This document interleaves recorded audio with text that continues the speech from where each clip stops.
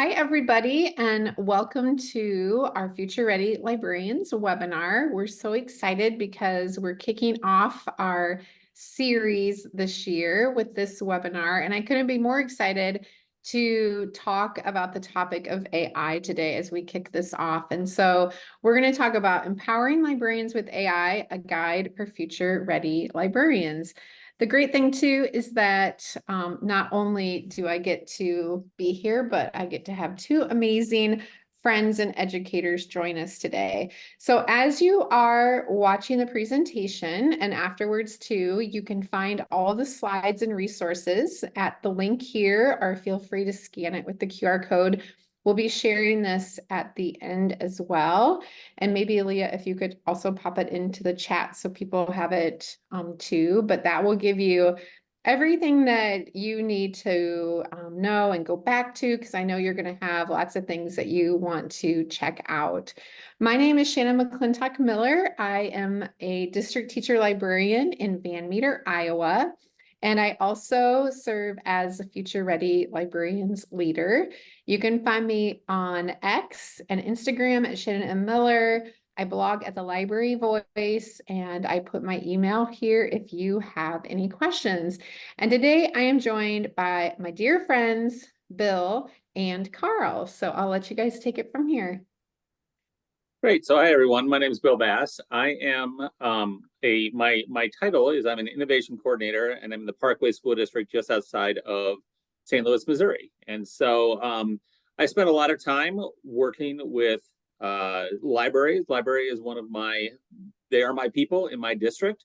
I'm responsible for our library program, and then I also I'm pretty easy to find online. You can find all of my stuff there, including a book that Shannon and I put together as a team, and it's called Leading from the Library. And just so you all know, a second edition is about to come out. It is in process and will be out sometime this summer is the plan, and it is just Leading from the Library second edition, and we do talk about AI in there. So it is one of those things that hopefully you will find useful at some point in the future. And I'm Carl. Thank you, Bill, for that. Yeah, great book, by the way. I love that book, Leading from the Library. I am a 25-year educator from Austin, Texas. I wore my Austin City Limits shirts just for this specific event. 25 years in education. That includes time as a classroom teacher, a director of innovation at Eanes Westlake ISD right outside of Austin, Texas. There's my blog. I'm on Twix, as I like to call it, at Mr. Hooker, because I don't call it Twitter or X. I feel like both are inappropriate at this point. And there's my email. And of course, I also wrote a book recently. I've written 8 books, but my latest book called Learning Evolution, all about AI in the classroom. And I am not an AI expert. And anyone that tells you they are is lying, because there's no such thing. I am an AI explorer, and that's really what we all are. And so excited to go through several things with you today around AI. And I thought, what better way to get started than with 51 people on the call right now, 52. Let's do an AI icebreaker. So if you're able and willing, I see some of you might be on a phone, so this might be harder to do. You might have to put me in the background if you're on a phone. But if you have another tab, I want to try this. This is a fun. I've done a few of these, and I don't know how many of you have played with Padlet's new AI features. They have a couple that are built into it. And so I thought, let's try this virtually, and then we'll do some deconstruction. So what I've done is I've created a wall for you. It's basically a Padlet wall. And if you've used Padlet in the past, you know that you can type on it, you can add images and things like that. But hidden within Padlet is a little kind of a little hidden item where you can actually click and do you can add like an I can't draw feature. So if you go to, if you can see on my screen where it says go to mrhook.it/wall, go to that first, and we'll see how many people jump up and join on that. And then what you can do is go to that little, hit the little plus sign. You see there, number 1 on your screen, hit the little plus. Don't just start typing words, because if you do, it'll just be words. Instead, go to that little ... and then click on the I can't draw. And there, use words to describe your favorite storybook character. So don't just say like Harry Potter. Instead, say a boy wearing wizard robes, carrying a wand with a scar on his head and glasses, standing in front of a giant castle. So give it a setting too. And what we're going to do is, in just a few seconds, I see a bunch of you have jumped onto the wall now. I can see it kind of on my other screen. What we'll do in just a minute is we'll start to look at some of these. And then those of you in the chat, well, this will be very interactive. So those of you in the chat, again, thank you, Bill, for posting that in the chat.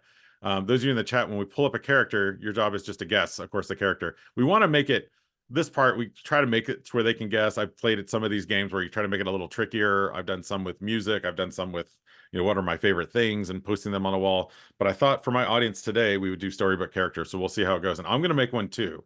So let me give you about a minute, 2 minutes to get to the wall. I see some of you are joining. We still got, we got a lot of people that have jumped in now. I see 12, 13, 14, 15 have jumped into that wall. Nothing posted yet. It does take a minute. Oh my goodness.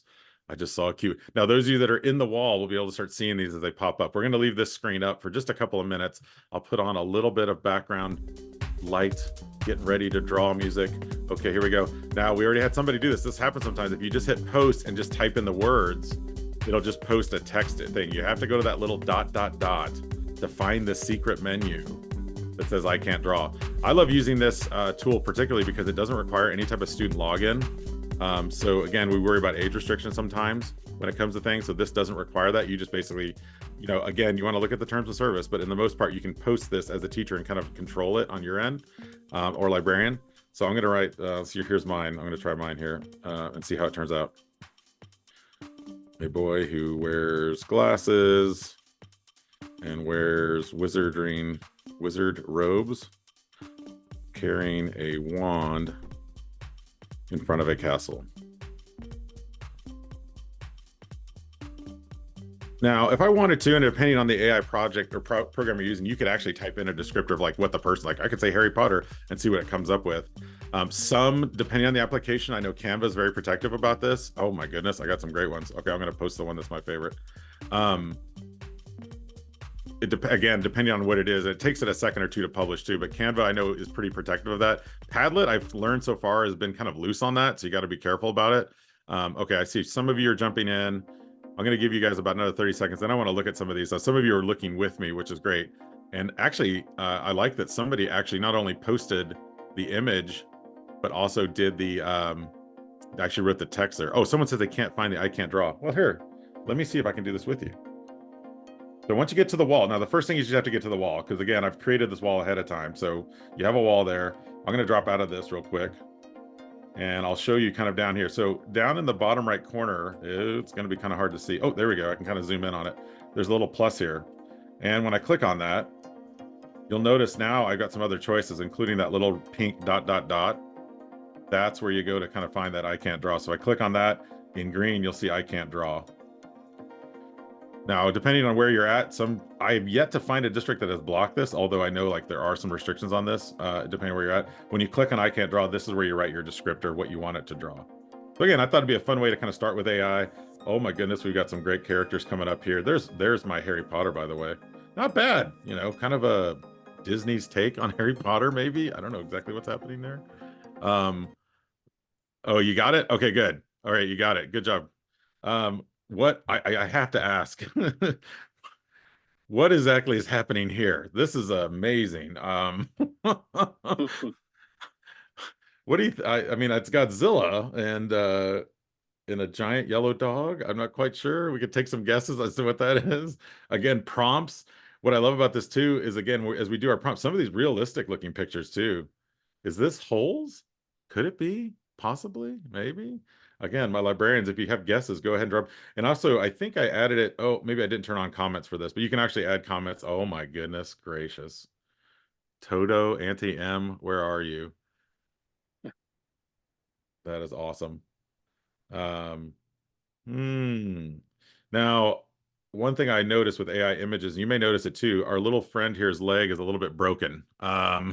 If you can look at the pictures, they don't exactly do a great job sometimes of human images, so you got to be careful of those too. Lots of different ones coming in here. Wow, that's impressive. I want to know what the prompt is for that. Again, great images flying in. Is this the that's the winner right there? Is that the pigeon drive the school? No, can't drive the school bus. What is it, Shannon? The pigeon, no, it's drives a bus, right? Yes. Isn't that funny? I love it. That's funny.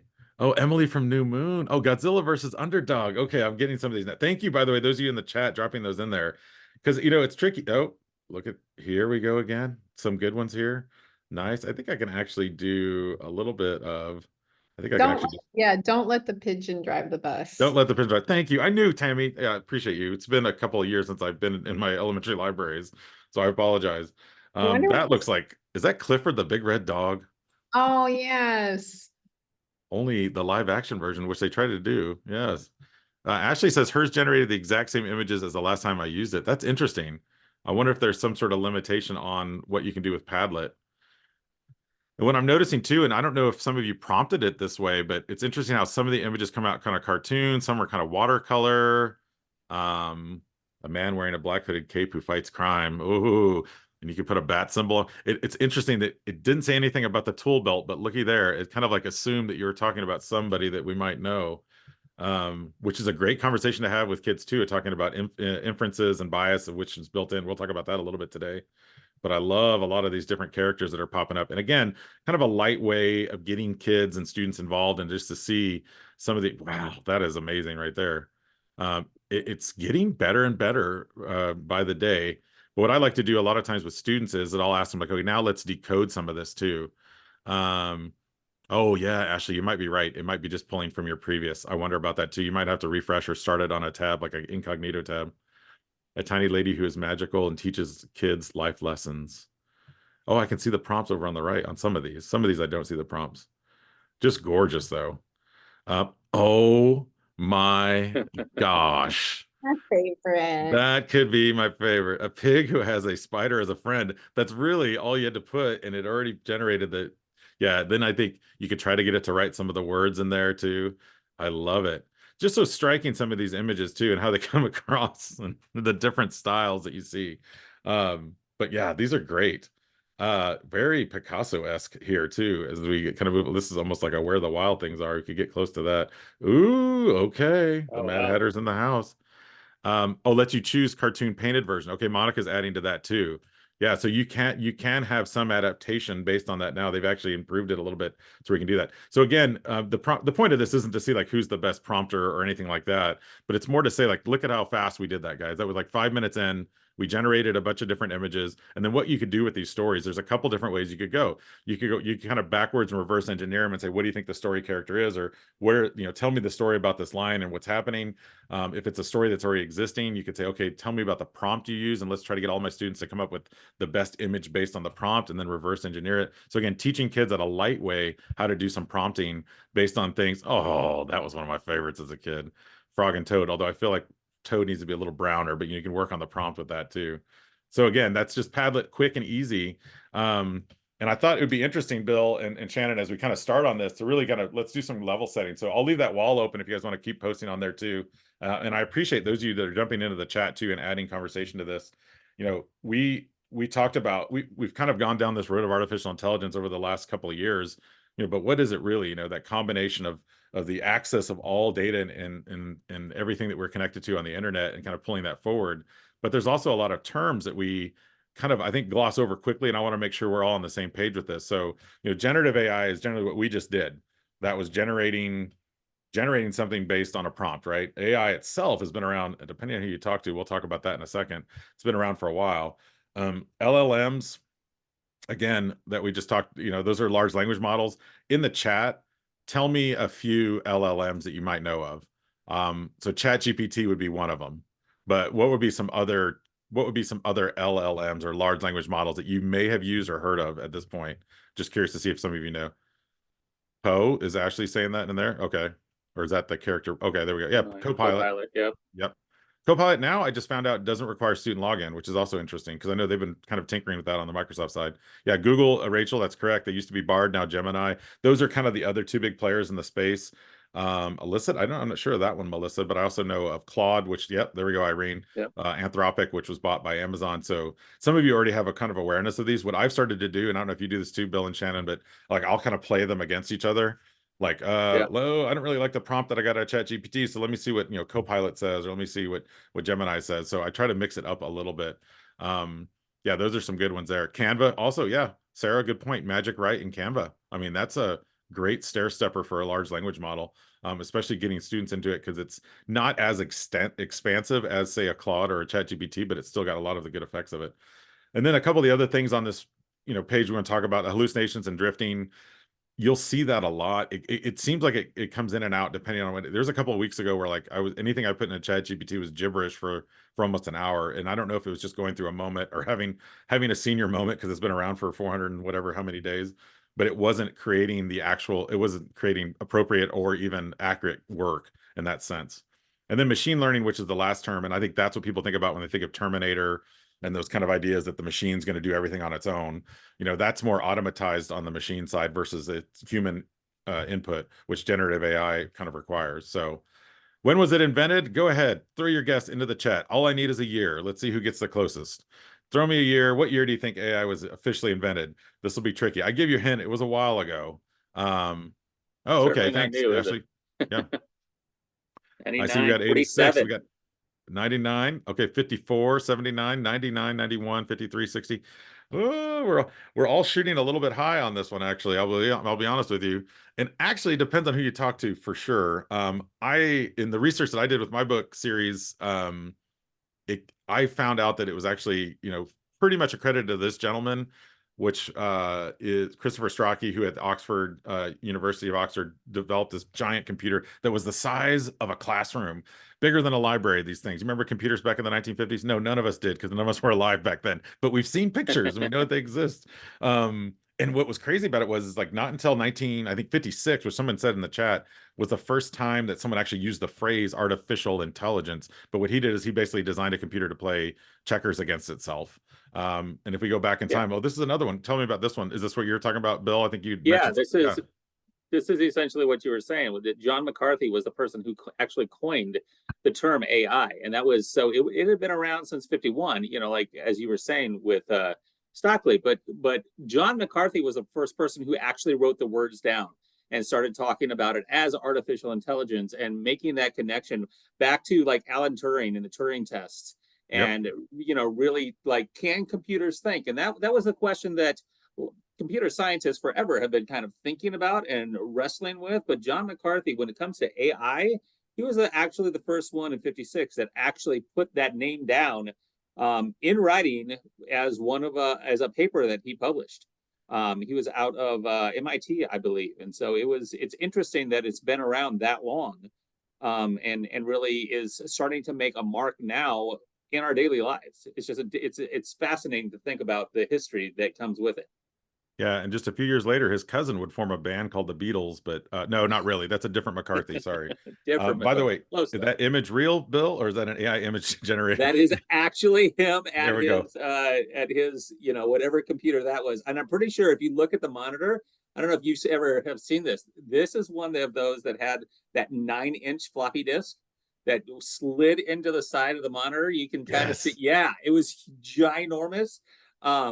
This is one of those. This was an early computer of his. I don't know what it was called, but I remember. But I know that this is that computer. It brought me back to my days in middle school of the giant floppy disk, and 3 megabytes maybe on probably not even megabytes, probably bytes or something Kilobytes. of storage. Yeah. Yeah, you just gave me PTSDs for when I had to download Microsoft Office in 27 different disks, but Right. only a few of you will know what that is.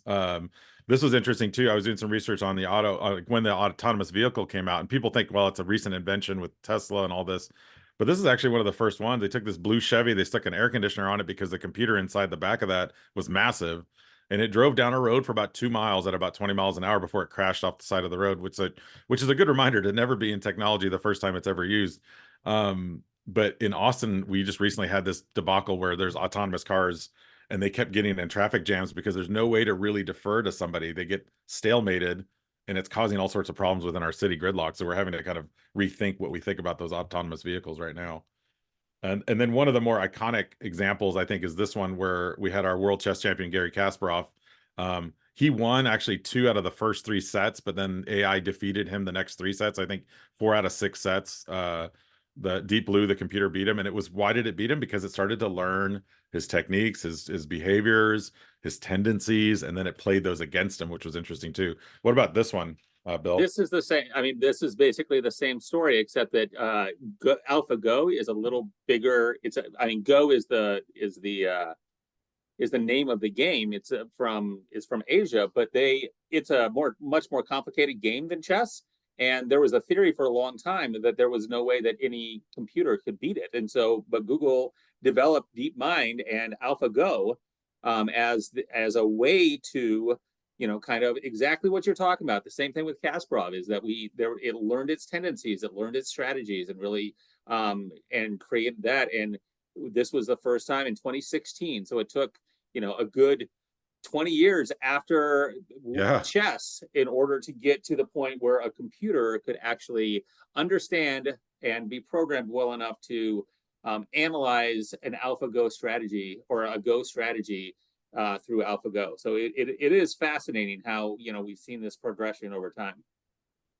Yeah, and I like to harken back to even just 497 days ago. That's how long it's been, y'all, since that day that ChatGPT launched publicly. Now, it had been around and in beta. I got to play with it in beta a couple years before. It was really clunky before that.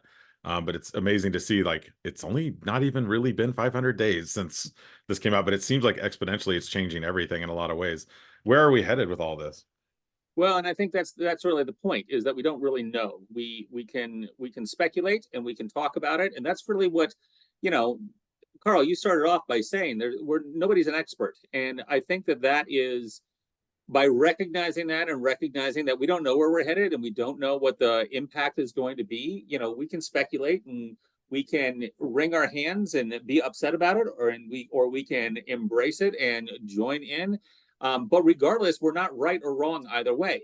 It is one of those things that we're headed someplace and we're going to have to figure it out along the way. And I think that's where education and educators really come in, is by helping to decipher that and bring that around to really to make sense of it for our world. We're going to be education is going to be one of those industries that is going to shape the industry of AI, the technology that comes, because it is something that we are going to need to prepare our students to use on an ongoing basis going forward. So I think it's important for us to think about the history, where we've been, but also where we're going. And I want to ask Shannon to jump in on this question too. And also, while I'm setting you up for this, Shannon, I would love to hear the audience. Those of you that are on this chat, what are some things, where are we headed? What are you concerned with maybe? What are some things that are kind of lingering in your head? Like, what was your purpose? Like, okay, I joined this, I want to learn more, but what is it that you're just kind of like circling in your head? Because I want to make sure we hit a lot of these points too. But Shannon, what do you think in terms of AI again, and especially the effect on libraries as we kind of head further deeper into this? I think one thing that I think about a lot is, because I have questions, and I'm sure the people on here do too, is that our administrators and even our families and our teachers are looking to us for some answers, because we're the ones in our school that oftentimes have those answers or resources, or if you're writing like a policy. And so it is a lot to think about, right? And it can be a little overwhelming, but also really exciting too. And so that falls on, I think, the shoulders of us as librarians. And that's why I'm happy that a lot of people are here. And I'm learning so much too, because, we have a lot of questions on how we can support this. Yeah, and I see Rachel shares there's a cool picture book about AI that's called the Go Challenge and how it changed what people thought computers were capable of. And I like Sarah's bringing up the workforce, which I think, and it depends. I don't know what you guys have heard, but I've heard mixed things on this. I mean, I've heard, it's going to create 16.9 million jobs, but I've also heard it's going to get rid of 16.9 million jobs. So the balance of what that looks like. Bill, what are your thoughts on that in terms of workforce and the workforce development?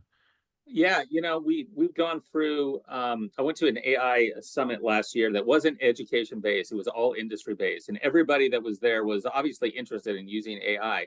But what was interesting, I think what was the most interesting about it, was that everybody that was there was looking for natural connections to it. And at that moment in time, so this was last August, at that moment in time, there were lots of schools that were still trying to figure out how to stop it. And so, we're in this dichotomy here that I think we're going to, and I don't remember who said it, but I like this idea of preparing our students to be able to use it. And yeah, we're probably going to lose some jobs, just like we did with the internet, and just like we did with lots of other things. But the generation of jobs that comes with that, or the in some cases, it's the jobs that we as humans may not be very good at. And so, how can we automate those, and how can we kind of farm those out into to AI? And it's not to, kind of diminish other people's capacity. It's to really empower us to do bigger, better things with the by utilizing AI and by bringing it with us, and having it lift us up and do what it's good at while we can do what we're good at. So I think that there's still lots of questions though that come with that. Well, and I think what Monica shared there in the chat too about, being excited, but also having kind of a cautious optimism, right? Let's talk. I feel like we're kind of building it as educators. We need to continue to have these conversations. And someone else mentioned copyright, intellectual property, misinformation, all of those things, especially as librarians, we're concerned about. And I think media literacy is something that I know librarians have talked about for decades, right? And it's funny that now, now with AI, all of a sudden people are worried about it. Like, no, we've been saying this for a long time. Like, copyright is a real issue. We got to be careful about what we're just taking and borrowing from. And it's funny that AI now kind of brings that up to the forefront. But you know what? We'll take it and run with it. So I thought it'd be interesting to show some of these. Now, I don't know how many of you have seen these videos. These are from a program called Sora, not the Sora you're probably thinking of if you're a librarian, because I know there's a program called that.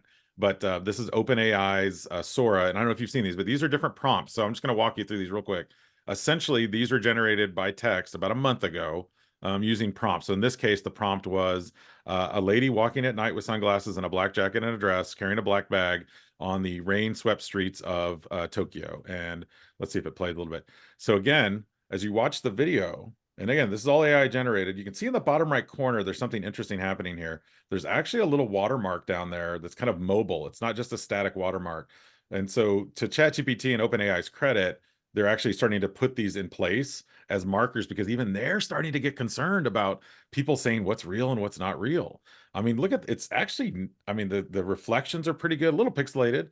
Some of the people are kind of floating, but it's not terrible. Let me see, the next one I think was, oh yeah, this is a good one too.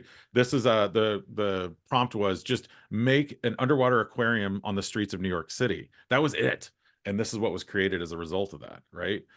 So again, this is just fantastical. So you can start to think about what are some of the, what are the impacts of this in terms of learning and actually engaging learners, which is great. But then also the reverse side of that, which is who's creating this, who owns it, and then when can we use it appropriately. This last one I think is really gets me, and it's as someone who's taught a lot of history in my past. This is a drone flyover of the 1840s gold rush in California, and just give it a look-see. So this is again not real. This is you can see the little floating watermark down in the bottom right corner to identify it's not real. And there's some people kind of walking weird. If you look really close, there's like a guy kind of hunched over funny, and maybe people in the 1840s were just that way because they were panhandling or whatever, panning for gold back then. But as you zoom in, again, this gives you that feel of what history could look like coming back to life. So this encapsulates so much of like what potentially is available with AI. And by the way, this is the worst video creation tool you're going to see, because next year it's going to be 1,000 times better, right? So we're just building on something that's already out there. I thought it'd be fun for those of you in the chat. Let's play a little game. It's time for another game. We did one earlier with the AI tool. So what we're going to do is we're going to do a human generated versus AI generated challenge. Bill and Shannon, I'm going to ask you to participate as well. You don't get to see the answers yet. So what I'm going to do is I'm going to show you all a series of images, and basically you're going to choose which one is AI and which one is human. So for the first one, I'm just going to ask you to choose which one of these is the AI image. Is it A or B? And drop in the chat. And don't worry if you don't get it right the first time. Okay, okay, we see some B's coming in. Good. Yeah, dropping in lots of answers there. Fast. All right, Shannon, I saw what you picked. Aha, it flew right by my screen, but I saw it. Okay. Look, it looks like we're leaning mostly B on this one. There's the answer. B is human. Is an actual human generated photo. A is an AI generated photo. What about this one? All right, which one is AI? A or B?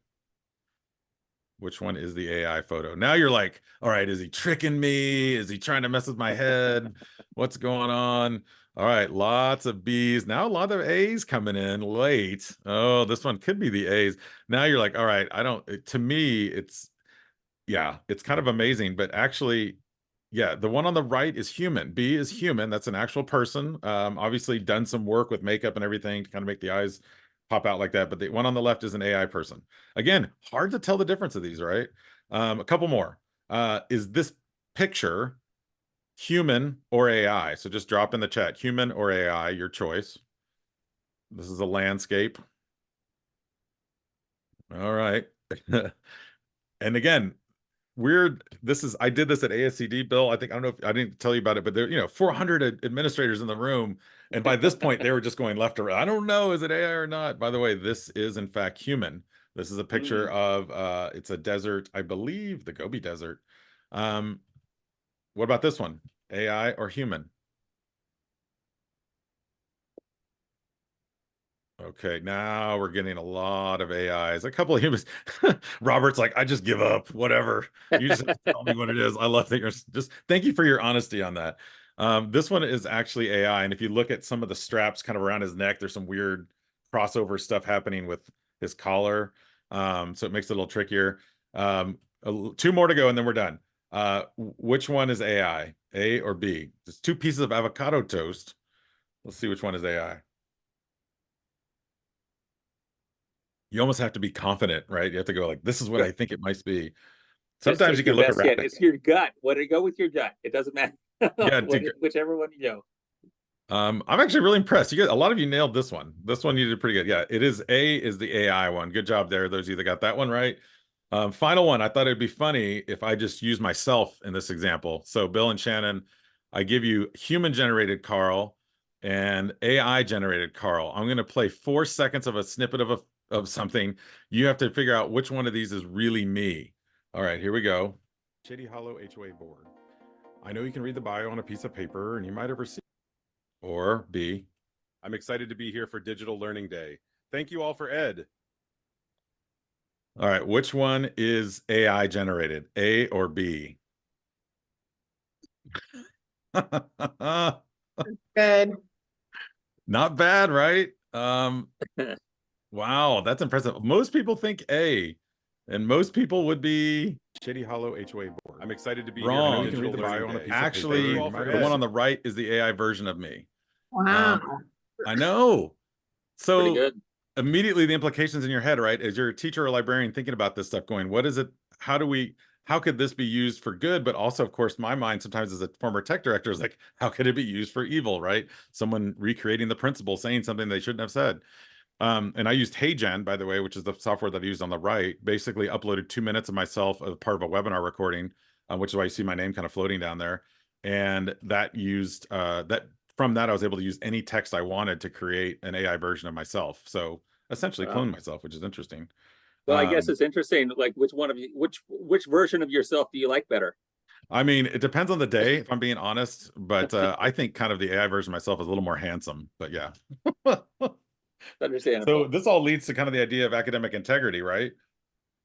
Yeah, and so with academic integrity, one of the things that we did in my school district at the beginning of last year was we had to kind of, in order to kind of make sense of this is the thing that everybody was worried about. I had teachers, I had principals, I had everybody under the sun in my district asking, like, what do we do about kids cheating? How do we keep them from cheating? How do we stop this train from going down the tracks?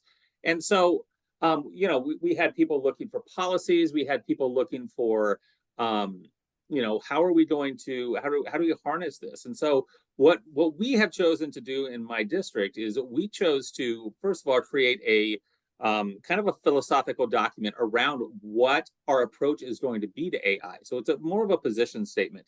And then we provided some language, and that bit.ly link that's there is our academic integrity language that goes into our student handbooks. And really, you are free to use that language, whatever you need to do with it. But that language, the reason that we did it this way was because academic integrity, which weirdly, we started talking about it in terms of AI. So the fact that academic integrity is AI and AI is AI, it was we had to clarify some things there for a moment. But the bottom line is that with academic integrity, what we have to do is we have to think about it in terms of how do we translate this into new scenarios. Now, we chose not to create a new policy. We were not going to create new board policies or new policies around AI because in our view, you can't continue just to chase technology, especially emerging technologies, because you're never actually going to get there. So this was our approach, right or wrong. It's what we chose to do. What I guess I want to kind of let everybody know is that that's really what the deal is you're not going to be wrong regardless of the approach that you take when it comes to what your policies, your procedures, your guidelines, your whatever those things are that you are creating for your school district. You're not going to be wrong. What we have to continue to do, though, is continue to have conversations with our students about what does academic integrity mean? What does it mean to as we think about and we continue to talk about media literacy, what does it mean to be literate in the digital age? What does it mean to be literate and have that media literacy component to it? And what does copyright mean in the digital age? And I know we're going to get to that in a few here, but academic integrity doesn't change just because the tool has changed. What it does change is the way we approach different things. And that's really what this is meant to do. Our policies didn't change. What we had to do was figure out what our considerations were. And so when we think about it, these are the considerations that we came up with as why we're going to and why we're going to be thinking about AI. So first of all, we have that ethics and just what does it mean to be ethics or to be ethical when we're using things like AI, and how do we teach kids to do that? The policy isn't going to stop kids from doing things. It's really not. I'm really sorry if, like a rule does not start or stop kids from doing something. But what we have to do is help educate and give guidelines. So what are the ethical considerations? And there's a host of them.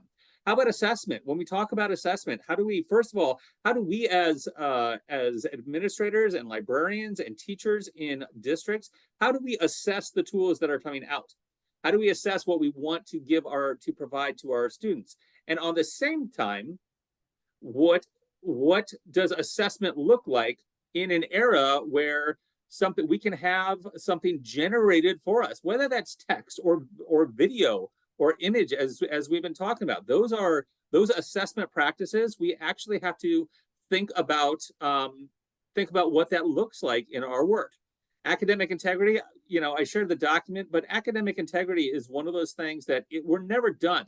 None of these things do we reach a definition, or do we reach a point where we're like, oh yeah, all right, we're done with academic integrity. Oops. All right. The student experience continues to be important, and we have to really think about what the student experience is and how AI plays into that. So it's not something that is, the bad thing that is happening to our society through AI.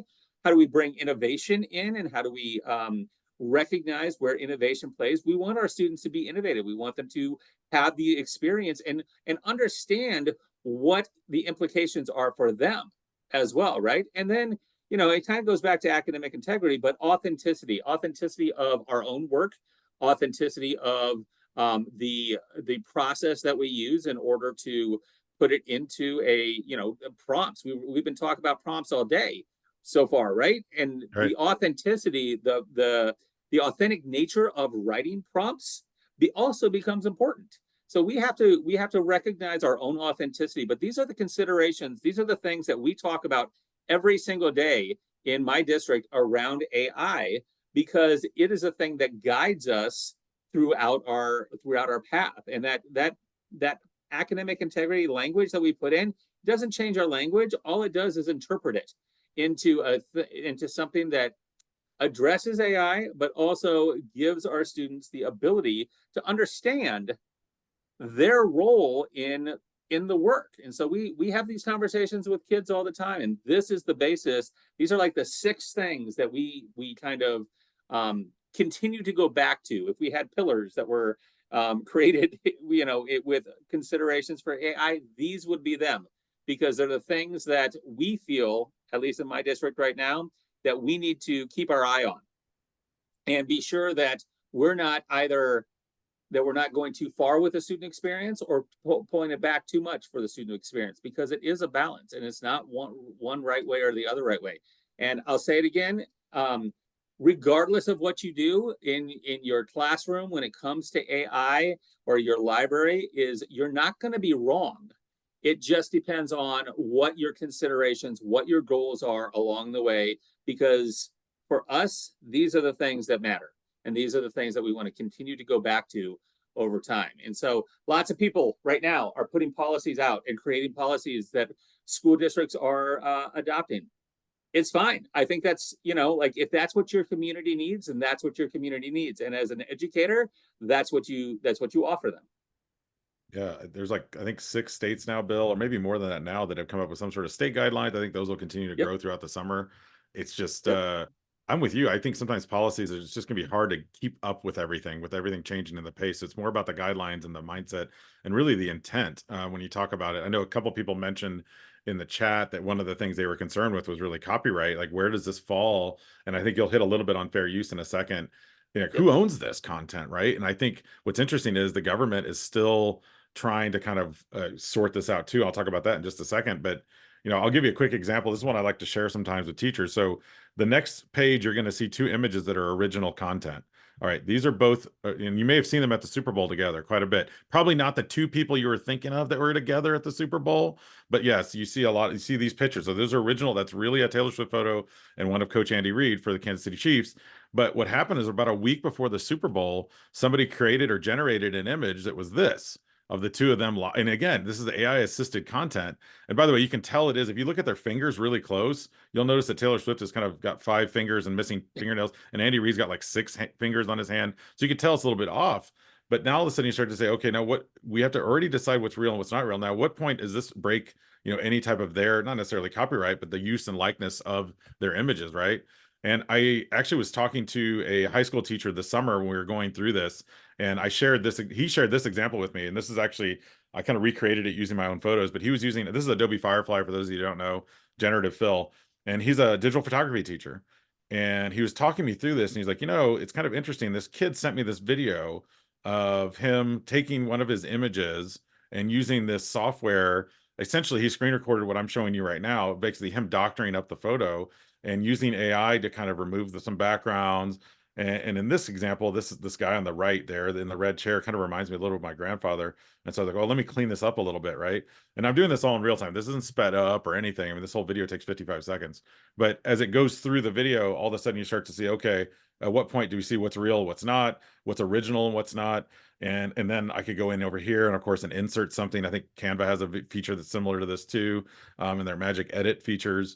And then I could add in, okay, I want him to be catching a shark or something out there. And so again, as it generates this, he's showing me this, and the first thing he says to me is like, I'm flunking this kid right away. He's like, this kid's flunking. I was like, why are you failing him? He's like, because the work was your digital photography work. And I said, or what you could do is, let's talk about the original work versus the AI assisted work, right? And balance those 2 things out. So instead of evaluating just based on original content, evaluate on both, because honestly, Photoshop has been around for 3 decades. So there's been an ability to do this before. It just happens so quickly that I think some people are a little bit put off by it, but also, again, making sure students are aware of when they identify what is theirs and what is AI assisted content. I think that's just going to have to be the language we use going forward, at least in the next 5 to 10 years. I'm sure in the future, you're going to be like, well, it doesn't matter now. Almost like with Wikipedia. Do you remember how we went through that too? It was like, you have to save, and if it's Wikipedia, you better find the source. And now it's kind of like, well, okay, Wikipedia is not so bad. We thought it was, but maybe it's not. And so again, that idea of what's real and what isn't, and how do we evaluate what's real and what isn't. One quick thing, and then I want you to talk about fair use a little bit, Bill. The U.S. Copyrights Office, by the way, is still, as of March, at least this is April 10th, but I mean, when I looked about 2 weeks ago, they still had not, even though they promised to put out some sort of guidelines around this, I still have yet to see anything on it. So again, it really comes down to fair use, which I think you're going to hit on a little bit. Yeah, so fair use, the doctrine of fair use does still apply when it comes to AI and AI generated content. And that doesn't mean that we don't need to, and hear me on this, right? Hear me on this, librarians. That does not mean that we don't need to teach kids how to do things, that we don't need to teach them to cite sources, and that we don't want them to understand what copyright is and the value of copyright. both as creators, as they become creators in their future worlds or even their current space. But right, copyright still will protect them, but fair use when it comes to education is absolutely one of those things that it is part of our rights in terms of how we use content. And there's really two different questions that we should ask, two core questions that we should ask and that we should teach kids to ask as they are utilizing different types of content. And this content, you know, this is whether it's AI content or whether it is just, you know, more traditional content. These two things still apply. Now, one of the things that we do need to recognize is that fair use has been litigated and all that when it comes to what we would consider traditional content. AI content is still new enough that it is not something that has gone through the courts. It has not been litigated. It has not, it's coming. I mean, it's a matter of time. Somebody's planning to do it right now, I promise. But the litigation that has come and the legal challenges that have come through copyright are for regular, what we would consider as traditional media. But when we think about it in terms of fair use, if we are doing something as educators, right? So let's just start there. But as educators and as creators, if you are doing something new or different, something that is transformational with the material, then that is one element of something being considered fair use. The other element, though, has to do with the amount that you're using. Now, once upon a time, many of you, and I know that I was the same way when I was in the classroom, I had heard over and over again, okay, so you can use like 30 seconds of a song, or you can use, you know, however many pages or a percentage or things like that. So first of all, let me dispel that. It's wrong. It doesn't exist. It was something that somebody made up at some point in time. It was never actually real.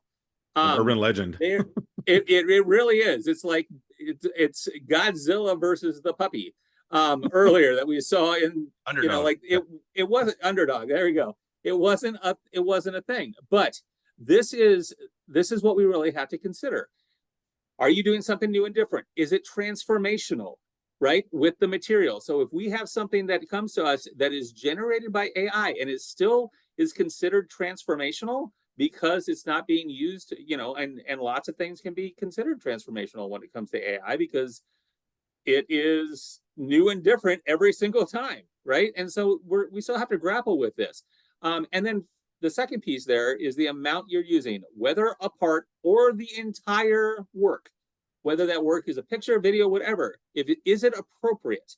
And those two things, that is the doctrine of fair use. And that is really what guides us when we are looking at how we're going to talk about copyright with students when it comes to what rights do they have to use things. And so it really is an important thing. If it is yes to both, it's really unlikely that you're providing a substitute for whatever that copyrighted work is. Now, I know that we still need to grapple with and understand who owns the copyright, who owns the pieces, the AI generated content, who owns that? Well, it's hard to say, right? Maybe it's OpenAI, maybe it's Google, maybe it's, who knows? Because it hasn't been litigated yet, and we don't have that kind of guidance from our courts. And until we do, we're not going to actually know, because it's not about copyright is not necessarily about a specific protection, but it's about the interpretation of that protection. And we need courts and we need our legal system to interpret that for us. Now, part of the challenge with that is we have, you know, we are in that global society, we're in that global connection, but we are in the United States, we abide by our copyright laws. And so that's where fair use still comes in. You can still use AI in the classroom. You can still use, you know, content that is generated. But really think about it in terms of, would this qualify as fair use if it wasn't AI? the question remains the same. These two questions remain the same, regardless of what that looks like. And we're going to see litigation, and we're going to see different organizations. And we actually have some examples of organizations later in our webinar here that talk about and are trying to work through what this is going to look like and who actually owns this content. But it's a really weird, we're in a really weird spot. And part of it is we just have to recognize that we're in a really weird spot, and kind of roll with that and see where it takes us, because it's gonna be worked out over time. We're not there yet. None of us are experts in AI, and none of us actually have the ability right now to say whether or not fair use works inside of artificial intelligence environment.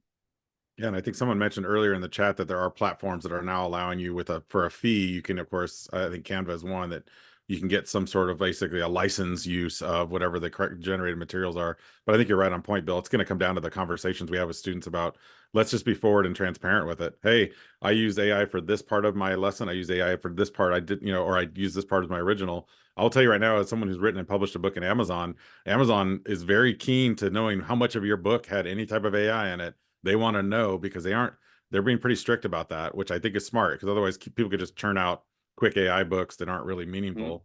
So, when the big companies are doing it, then everybody's got to pay attention. Education, we sometimes get the leftovers, but I think one other thing I want to kind of pivot to, we don't have much time, so I want to make sure we get through this pretty quickly. And then I want to give Shannon some time, because we have a lot of resources to share too. Bias in AI is another one that I know some of you mentioned, misinformation and bias. I want to show you just a couple quick examples, but I want to use the chat also for this, because I want to do this one activity with you really quickly. And so clear your mind for just a second. And what I want you to do is we're going to try an experiment in bias. I think this is a good one to do with students too, because it's not racial or gender bias or anything like that. It's really just bias in what we inherently think of when we think of an image. And in this case, when you hear the word hacker, I want you to imagine an image in your brain of what a hacker looks like. So get that image in your head. Don't write anything out yet or say anything. What are they wearing? What kind of room are they in?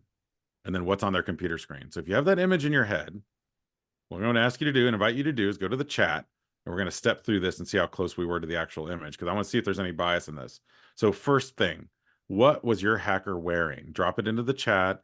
I want to see what you thought. And again, this is just the image that was in your head. I didn't ask you to search it or look for it, just kind of right off the top of your head. Again, gut reaction. What is your hacker wearing? So we're going to see some stuff pop up in the chat right now. And it looks like hoodies, t-shirt and jeans, hooded sweatshirt, hoodie, dark colored hoodie, everyday clothing sometimes, business clothes. Interesting. A lot of oversized hoodies, dark glasses, some t-shirt and jeans. Okay, good. Next, what kind of room are they in? What kind of room are they in? So drop that into the chat too. So let's see.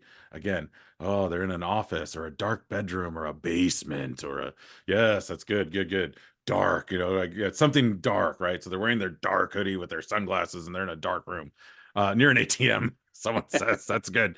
That's classic. Thank you, Aaron, for that. Okay. And then lastly, what's on their computer screen? What's going on their computer screen? Like if they're sitting there, yeah, there's Carl's office. Thanks, Frank. Yeah, I appreciate you.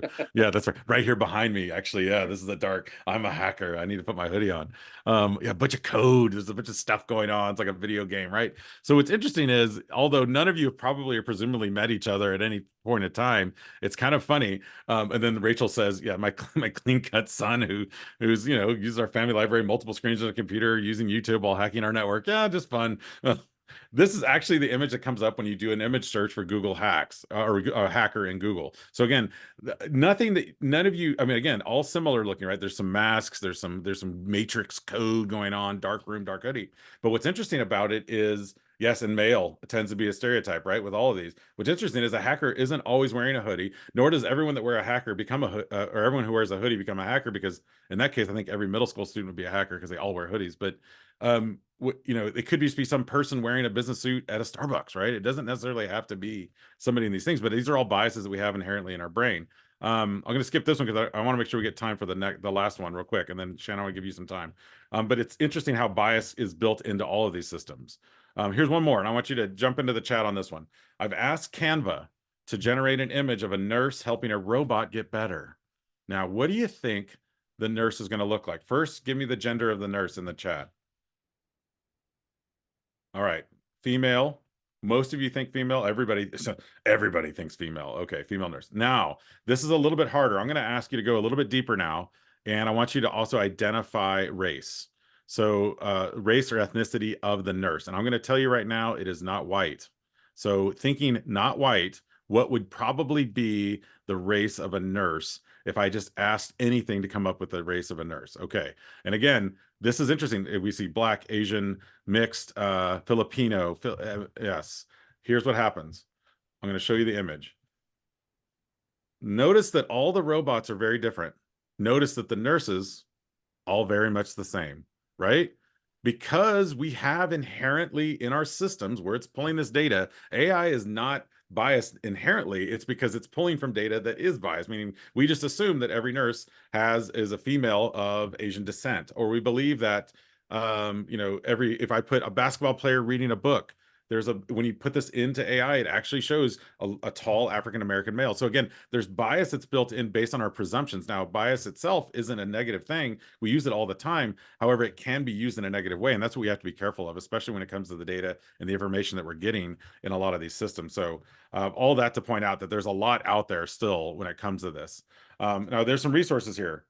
Lots of resources. Yeah. These are just, I mentioned earlier that there are different organizations that are really working to do that. UNESCO is being one of them. Yes. ISTE, Digital Promise, Engage AI, the Department of Ed Tech from the Department of Education. There's lots of people trying to address it, creating frameworks and all that. I would encourage you as you go back through this, take a look at some of these resources. This is not an exhaustive list. This isn't even close to an exhaustive list because 17 different articles came out since we've been on this webinar. So it just keep that in mind. But these are some organizations that we trust as educators to kind of help and guide and support us along the way. So I would, we drop this here just so you have that kind of common language, common understanding that comes from some of these, kind of think tank organizations that are out there.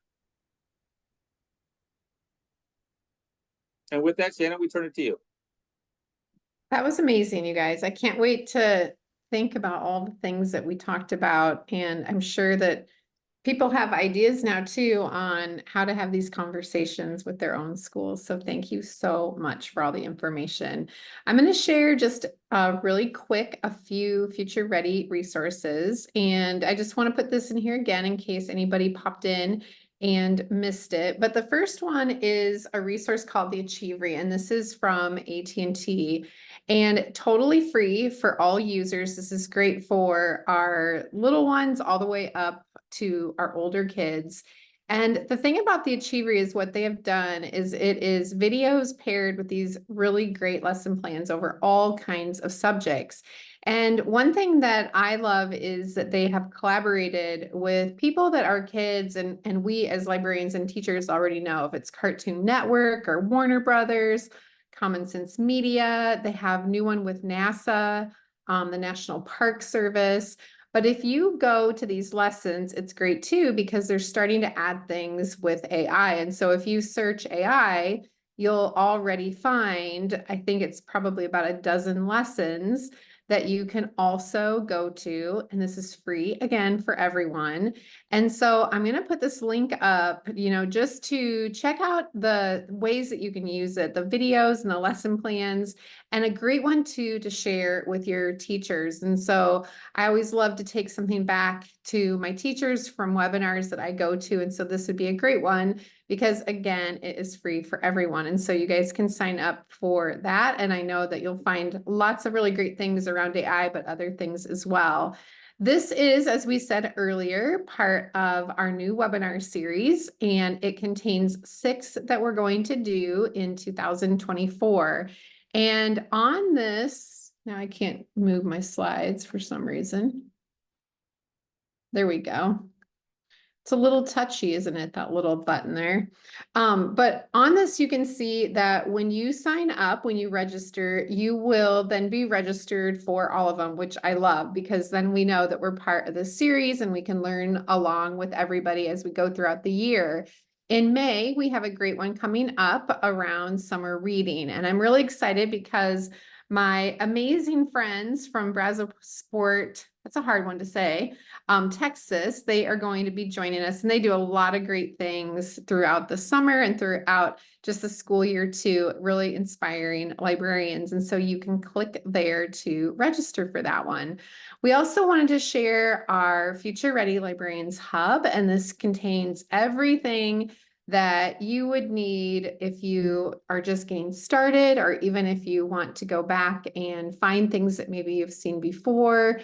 And one thing that is always important is our framework is on there, but also this great conversation starter that really helps us as we collaborate, especially this time of year. We have so many things to talk about with our administrators and our leaders at school. And so this little step-by-step guide is really helpful.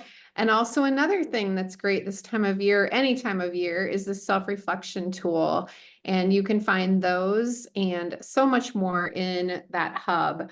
We also encourage you to join our Facebook group. I always learn things every day on the group. I think it's like up to like 30,000 librarians and others that are sharing things.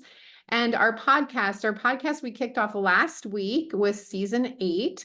And I just finished up recording all of them, and there are some amazing guests, lots of new voices this season. And so wherever you pick up your podcasts, you'll find that.